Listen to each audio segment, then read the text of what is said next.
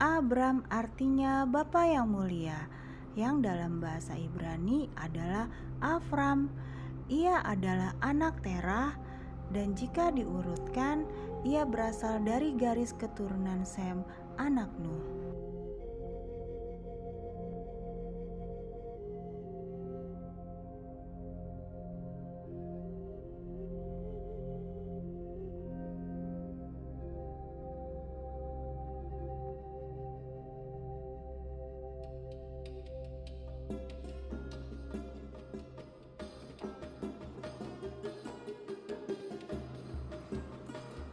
Ia tinggal bersama keluarganya di Ur Kasdim.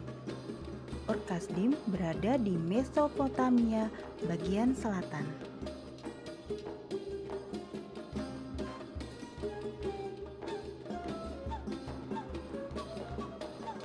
Tapi kemudian ayahnya Terah mengajak seluruh keluarganya pergi ke Kanaan, namun mereka berhenti di Haran karena Terah telah mati di sana.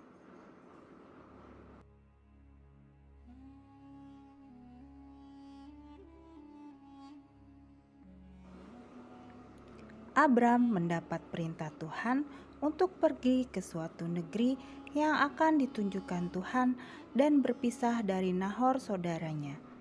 Inilah pertama kali janji Tuhan dinyatakan kepada Abram.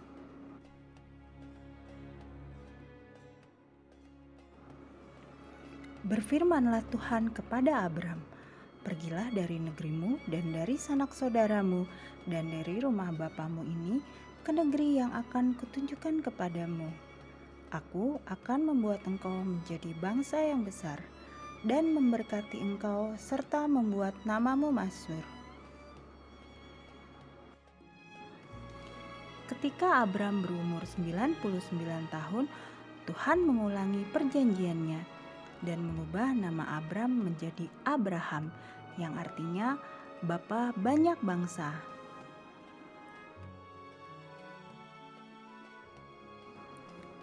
Selain Abraham, istrinya Sarai juga diganti nama menjadi Sarah oleh Tuhan, yang berarti putri raja.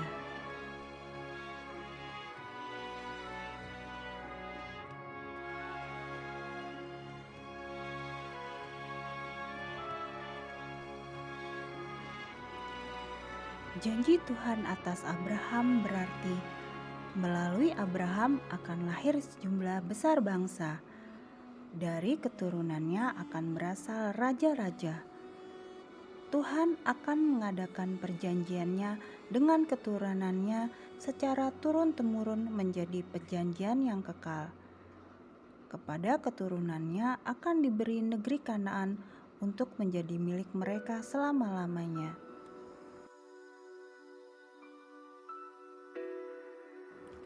Semua itu akan diberikan kepada Abraham dengan syarat bahwa Abraham dan keturunannya harus memegang perjanjian Tuhan dengan bersunat. Mereka yang tidak bersunat dianggap telah mengingkari perjanjian Tuhan dan harus dilenyapkan. Tuhan menjanjikan anak laki-laki bagi Abraham dan Sarah di masa tuanya. Namun keduanya tidak percaya dan bahkan tertawa ketika mendapatkan janji Tuhan itu.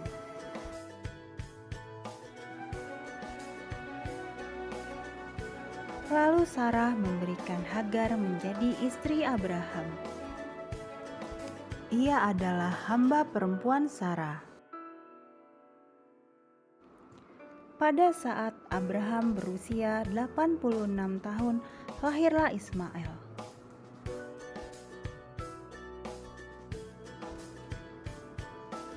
Walau Ismail menjadi ahli waris Abraham yang sah, namun Tuhan berkata, "Tentang Ismail, aku telah mendengarkan permintaanmu.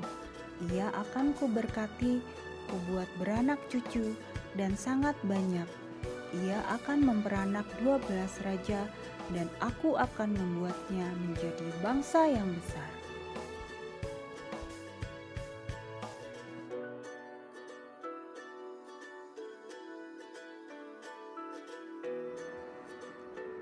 Pada waktu Abraham berusia 100 tahun, Sarah akhirnya melahirkan anak baginya. Anak perjanjian tersebut diberi nama Ishak dan disunat pada usia 8 hari.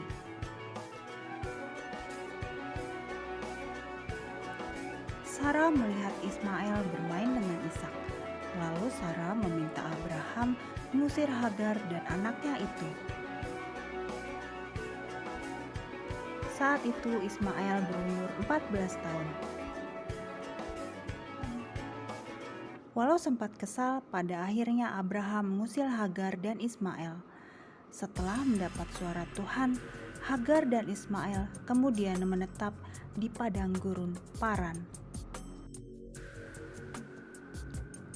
Abraham diperintahkan Tuhan untuk membawa putra yang dijanjikannya ke Gunung Moria untuk dipersembahkan. Ketika ia akan membunuh putranya, malaikat Tuhan menghentikannya. Kemudian Abraham melihat ada seekor domba jantan yang tersangkut di belukar, yang kemudian dijadikannya kurban bakaran pengganti Ishak. Kisah Abraham mempersembahkan Ishak oleh bangsa Yahudi disebut Akedat Yitzhak atau Ikatan Ishak.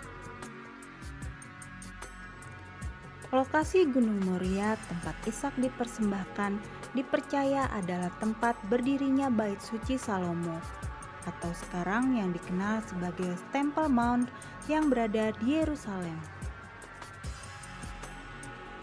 Tuhan mengulang janjinya kepada Abraham karena ketaatannya. Dan Tuhan pun berjanji memberkati Abraham berlimpah-limpah dan keturunannya menjadi sangat banyak, dan semua bangsa akan mendapat berkat karena keturunannya itu.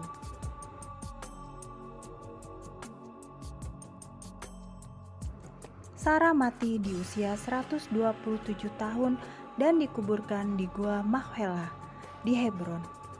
Lalu Abraham menikah lagi dengan perempuan yang bernama Keturah. Perempuan itu melahirkan 6 orang anak laki-laki baginya yang bernama Zimran, Yoksan, Medan, Midian, Isibak, dan Suah. Namun sesuai janji Tuhan dan ucapan Sarah, putranya Ishak yang mewarisi segala harta milik Abraham dan mewarisi perjanjiannya dengan Tuhan.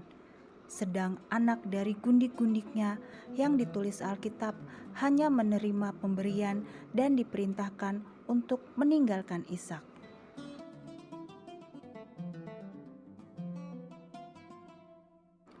Abraham mati saat berusia 175 tahun.